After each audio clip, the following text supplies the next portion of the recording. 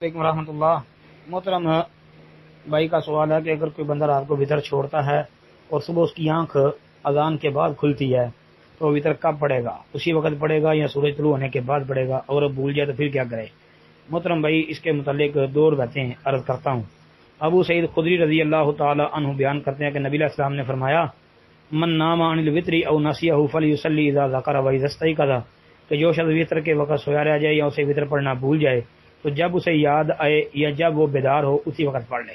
یہ سنن ترمذی 465 نمبر، ابو داؤد 1431، ابن ماجہ 1188 اور شیخ البانی کی صحیح ترمذی کے اندر بھی یہ موجود ہے۔ شیخ البانی نے اس کو صحیح ترمذی میں صحیح قرار دیا ہے، 386 نمبر ہے شیخ البانی کی کتاب کا۔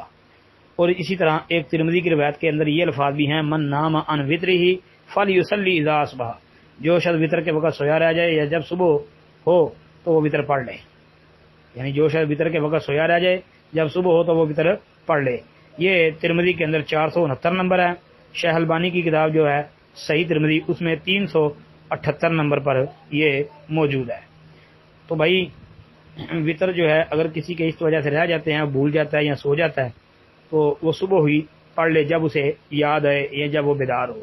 امام شافعی وغیرہ کا یہی خیال ہے کہ وہ اسی وقت وطر پڑھے، چاہے وہ صبح کے فوراً بعد ہی پڑھ لے، یعنی صبح ہوتے ہی فوراً پڑھ لے۔ تو یہ امام شافعی کی بات جو ہے کتاب و سنت کے عین مطابق ہے انشاءاللہ، تو یہی درست ہے، راجح ہے۔ السلام علیکم ورحمۃ اللہ۔